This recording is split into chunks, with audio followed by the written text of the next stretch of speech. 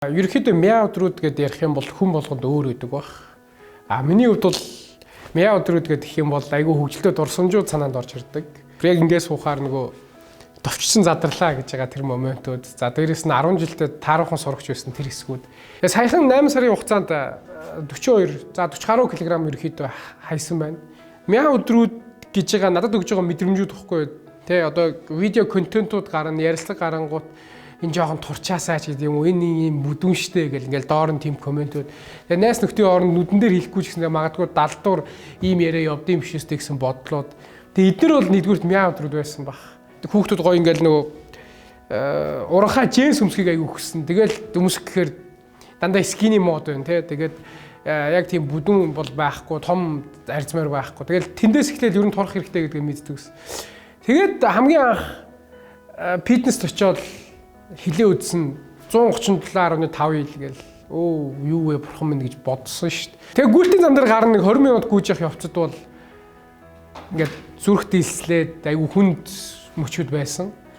Тэгээд юу байдаг вэ? 20 минут гүйчээд буух гад тэгэхээр санаа зовоод хажууд эхэлж исэн хүмүүс ингээд зүүч болоогүй юм шиг гүйгээд болдгоо. Тэгээ багш болохоор нэг 30-40 минут тадаглаад гүйчих гэлцээ.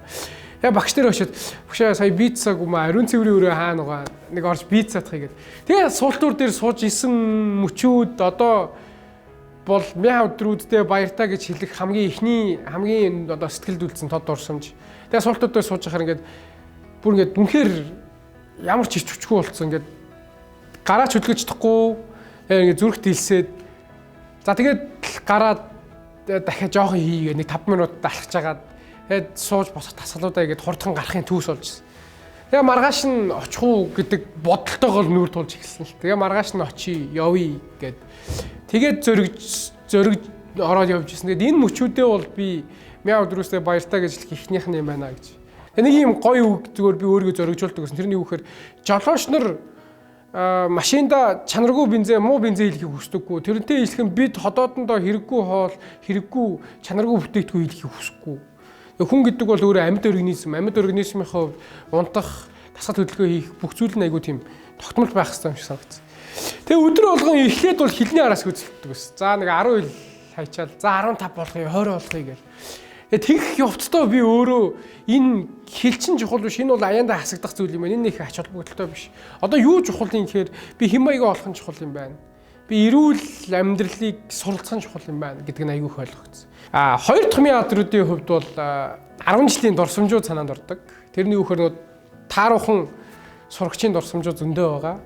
Эцэгхийн хурал гэдэг бол аимшигтэй үзэгдэл шүү дээ. Эцэгхийн хурлаа хийн. Тэгээд эцэгхийн хурлын орой бол ээж аавд бол одоо чавтын өртөх гэж нэрлэдэг байгаа юм тий. Ээж ааваас алганы амтаа авах мэдрэмжүүд. За тэгээд хамгийн нандин дурсамжууд яг үнэнгээр хэд мяа өдрүүдтэй хамт үйдэн шүү дээ. Яагаад нандин дурсамжууд мяа өдрөөстэй хамт үйдэг вэ гэхээр би 11-р анги хүртлээр гэртээ баг өргөмжлөл авч орж үзээгүй баг. Медаль өргөмжлөл авч орж үзээгүй. Тэгээд 11-р ангидаа хамгийн анх өргөмжлөл медаль авч үзээд тэгээд тэндээс эхлээд өөртөө итгэж эхлээд өөртөө урам зориг орж эхэлж ийсэн. 9-р анги 10-р ангидаа бол 9-р анги би нэрээ айгүй их сандын. Яагаад сандгүй гэхээр 9-р ангид улаан шугам дасдаг би 132 хүүхэд байхад бараг 100 идэрч гисэж байсан. Тэгээд тэндээс зориг тавиад би 31 жилийн дотор нөгөө 9-р ангийнхаа намарт нь 100 идэрч гисэжсэн хүүхэд чинь 9-р ангидаа бүх хичээлээ би онц гаргаж ирсэн. Тэгээд гэхдээ тэн дээр 2 хичээл бий байсан. Тэгээд тэр нь бол угаасаа суураар чадаагүй юм шиг. Тэгээд тэндээс эхлэх хүн өөрчлөгдөж болд юм байна, чадах юм байна гэд бодсон. Гэхдээ хүүхдүүдээс учраас дахиад 10-р ангидаа бисээ тоглоод ингээл айгүй хэрэггүй зүйл цагаа өнгөрүүлдэг байсан. Тэгээд тэр хугацаанд сонсч исэн өгүүлбэрүүд айгүй их байдаг. Тэгээ нийгмийн ажилд орж ирэл чам шиг муу хөхт маа сургууль сурдгүй шүү булгаа гэл. Тэгэл чи бол муу сурагч гэл. Ер нь бол би одоо өөрийгөө юу гэж бодох вэ? Би муу сурагч бол байсан баг. Гэтэ би муу хөхт бол байгаагүй. Өнөөдөр чи хэн байх ч хамаагүй. Өнөөдөр чиний мяа өдрүүд чинь байж болно. Гэтэ ирээдүйд чи шал ондоо хүн болоход яг одооноос өөрчлөлт гэж хэлмээр санагддаг. Мяа өдрүүдтэй хамт хамгийн гой дурсамжууд байдаг. Ээж ааваасаа хамгийн гой сургамжуудыг авч идэг. Тэгээд илүү гэгээлэг өдрүүд тэр мяа өдрүүдээ яаж мэдрэхээс их шалтгаална. Чи за энэ бол амьдралын хэм маяг би ингэж л амьдрах ёстой гэж бодож байвал магадгүй тэгэл байж ах бах. Гэтэл энэ миний амьдралын хэм маяг биш шүү дээ. Би ингэж муу сурахгүй шүү дээ. Би өөрчлөгдөх ёстой шүү дээ гэж бодоод мяа өдрөөсөө баяртаа гэж хэлэх юм бол бид нарыг илүү гоё гэрэлтэй, гэгээлэг ирээдүй хүлээж байгаа байх гэж бодож байна. Тэгээ гүйлтийн зам дээр 2 цаг гүйж исэн. 2 цаг 4 цаг бүр ингээд тасралтгүй гүйж исэн моментууд ч байгаа тий. Тэр үед ер нь бол ингээд замдаа болимоор бууж өгмөр санагдсан шүү дээ. Тэгэл тэр хугацаанд юу болсгүй хөр булгаа чамайг тэр тэгжсэн шүү дээ. Тийм тархан шүү дээ. Чам тийм хувц гой санагддаггүй шүү дээ. Ингээд чи тэгж гой харагдмаар байдсан шүү дээ. Чи эрүүл байх ёстой шүү дээ. Чи ингээд үхээд өгвөл яах юм? Гэл айгүй их өөрөө өөртөө ярилцдаг. Тэгэхээр ямар ч юм бол ихлэ сэтгэл зүгээ дийлэх, сэтгэл зүйн талаанд бэлэн байх ёстой юм шүү.